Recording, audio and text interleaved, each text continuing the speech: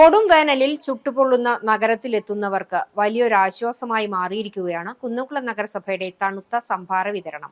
March 15 മുതൽ ആരംഭിച്ച ഈ ദാഹശമനി വിതരണം അക്ഷരാർത്ഥത്തിൽ നഗരത്തിലെത്തുന്നവർക്ക് സഹായകരമായി. നഗരസഭയുടെ കീഴിലുള്ള കുടുംബശ്രീ ക്യാന്റീനായ സുഭിക്ഷയിലെ അംഗങ്ങളാണ് രുചികരവും തണുത്തതുമായ സംഭാരം തയ്യാറാക്കുന്നത്. രാവിലെ 11 മണി മുതൽ വൈകുന്നേരം 3 മണി വരെയാണ് നഗരത്തിൽ വിതരണം ചെയ്യുന്നത്. ബസ് യാത്രികരും പൊതുജനങ്ങളുമടക്കം പ്രതിദിനം 700-ലേറെ പേർക്കാണ് നഗരസഭ സൗജന്യമായി സംഭാരം നൽകുന്നത്. വേനൽ ചൂടിൽ വലയുന്ന യാത്രക്കാർക്കും പൊതുജനങ്ങൾക്കും ഒരു കൈത്താങ്ങാകുകയാണ് കുന്നംകുളം നഗരസഭ. വേനൽ മഴ ആരംഭിക്കുന്നതുവരെ ഈ പദ്ധതി മുടങ്ങാതെ തുടരാനാണ് നഗരസഭയുടെ തീരുമാനം. സംഭാര വിതരണ സ്റ്റാളിൽ നഗരസഭ അധികൃതർ സന്ദർശനം നടത്തി.